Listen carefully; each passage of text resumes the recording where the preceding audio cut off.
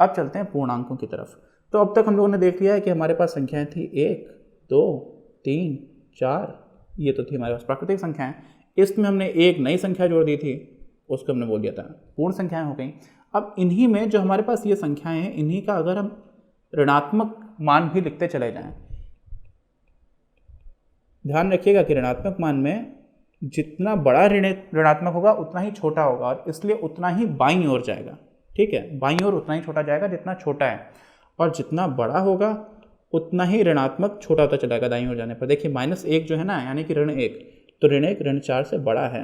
ऋण 1 ऋण 4 से क्यों बड़ा है? क्योंकि ऋण 1 आपको तब मिलेगा जो आप ऋण 4 में 3 जोड़ देंगे, है ना। तो आप कुछ जोड़ रहे हैं और धनात्मक संख्या जोड़ रहे हैं, तब आपको मिल रहा है। कि जब आपने इस तरह से इनको लिखना स्टार्ट कर दिया, तो यहाँ पर भी आप अनंत तक जा सकते हो, और बड़ा नेगेटिव, और बड़ा नेगेटिव, और बड़ा नेगेटिव मतलब और छोटा, और छोटी संख्या, और यहाँ पर भी आप अनंत तक जा सकते हो। लेकिन इसमें जो भी संख्याएं हैं उनमें कहीं पर कोई दशमलव नहीं आ रहा है, कहीं कुछ नहीं आ रहा है।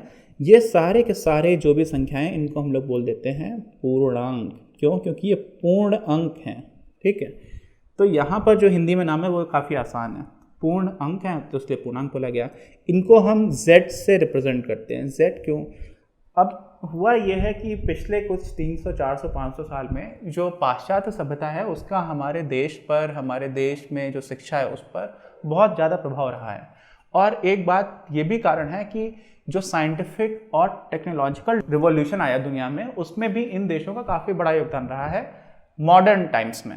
पहले तो हमारे भी गणतज्ञों ने बहुत अच्छा काम किया, हमारे यहाँ भी सुश्रुत जैसे लोग हुए हैं, लेकिन पिछले 1500, 1600, 1700 शताब्दी के बाद का जो विश्व है उसमें इन लोगों का बहुत बड़ा कंट्रीब्यूशन रहा है। तो Z जो है ना वो जर्मन से आता है, इसमें इसको बोलते हैं ज़ेहलीन, और ज़ेहलीन से एक शब्द बनता है ज़ेल।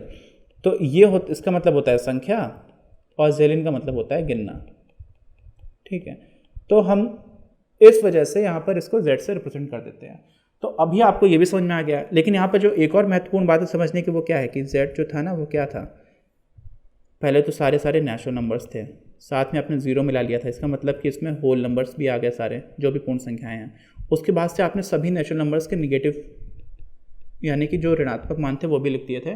तो इसका मतलब क्या हुआ कि Z के अंदर W है और W के अंदर N है, यानी कि पूर्णांक के अंदर पूर्ण संख्याएं हैं, पूर्ण संख्याओं के अंदर प्राकृतिक संख्याएं हैं। अब चलते हैं आगे, परिमेय संख्याएं क्या होती हैं। यहाँ पर एक काफ़ी मज़ेदार कहानी है जो आपकी किताब में नहीं दे रखी है। होता यह है कि हम लोगों ने संख्या रेखा तो पढ़ी हुई है, ठीक है। अब इस संख्या रेखा का हम जो मूल बिंदु है उसको शून्य से प्रारंभ कर दिया, फिर 1 लिखा, 2। ये जो भी हमने संख्या रेखा बनाई है, इस संख्या रेखा पर बहुत सारे ऐसे बिंदु हैं जिनको अभी तक हमने कोई नाम नहीं दिया है, जब तक हम पूर्णांक की बात कर चुके हैं। ठीक है, क्यों नहीं नाम दिया है? आप कहेंगे सर देखिए इसमें -1 भी है, इसमें -2 भी है, -3 भी है, 3 भी है, 4 भी है।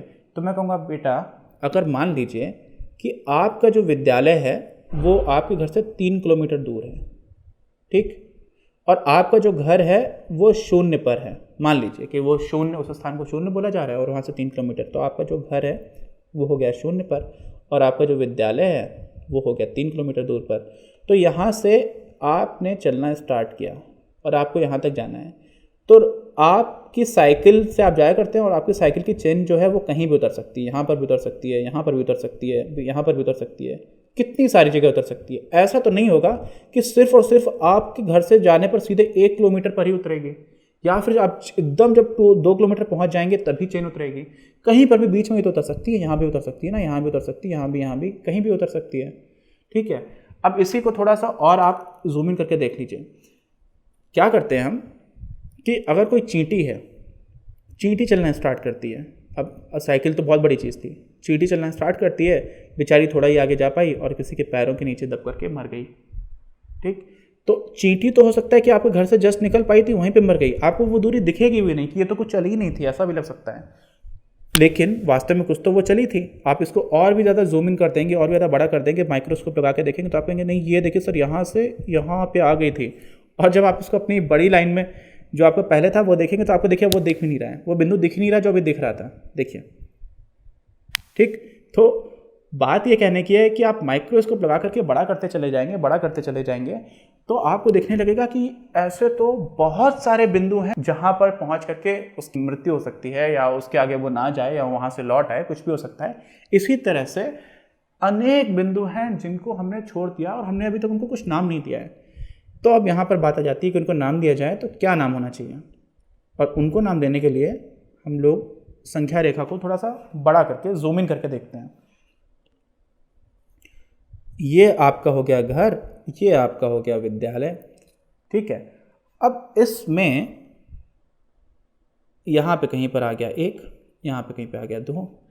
अब आपने कहा कि जो बिल्कुल बीच का बिंदु है ना, वो 0 और 1 के बिल्कुल बीचों बीच है। तो बिल्कुल बीचों बीच क्या आता है आपको पता है, आधा आता है। तो आपने कहा कि ये तो 1/2 हो गया। और अगर 0 और आधे के बीच में आप जाएंगे तो आपको मिलेगा 1/4, ठीक है। ऐसे और बीच में चले जाएंगे तो आपको मिल जाएगा 1/8। अब 1/2 और 1 के बीच में जाएंगे तो आपको मिलेगा 3/4, ठीक है। तो ऐसे बहुत सारी संख्याएं हैं जो इन बीच वाले बिंदुओं को भी एक गणितीय नाम मिलता जा रहा है। ये हो गया बिंदु 3/4, ये बिंदु हो गया 1/2, ठीक है।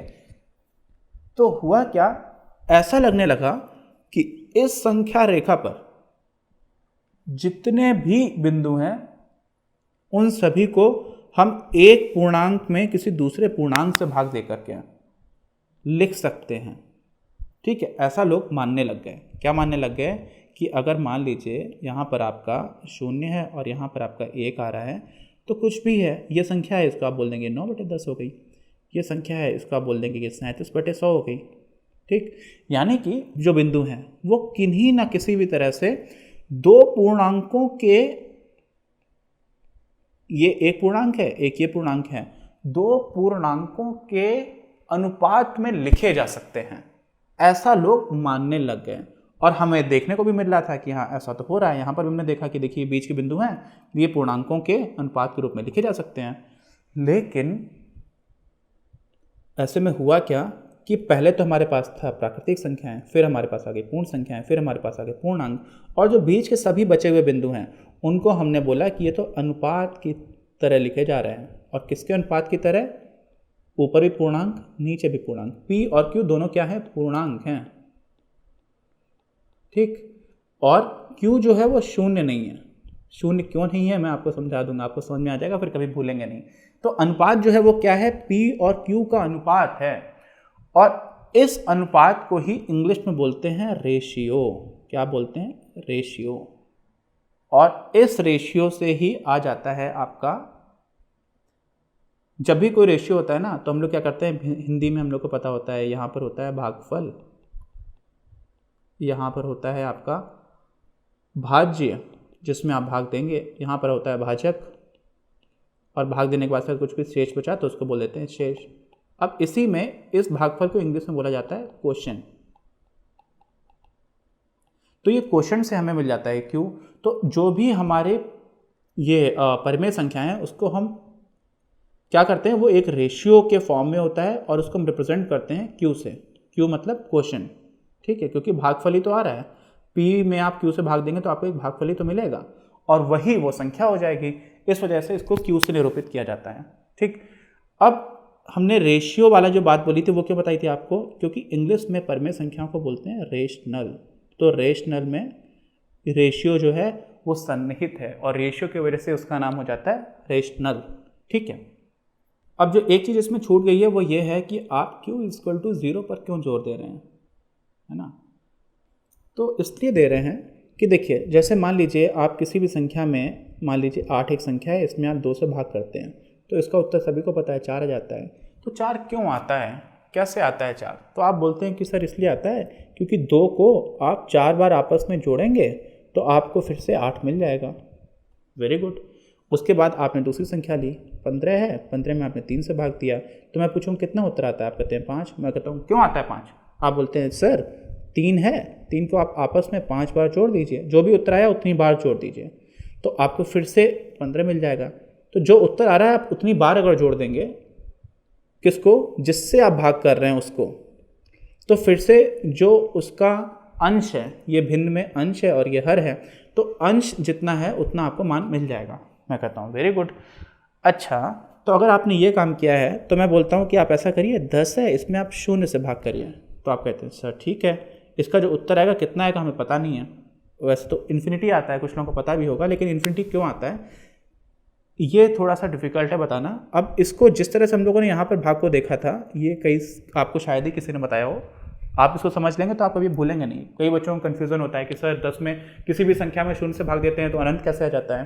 तो ऐसे आता है कि अब आप यहाँ को 0 को कितनी बार जोड़ेंगे कि आपको 10 मिल जाए।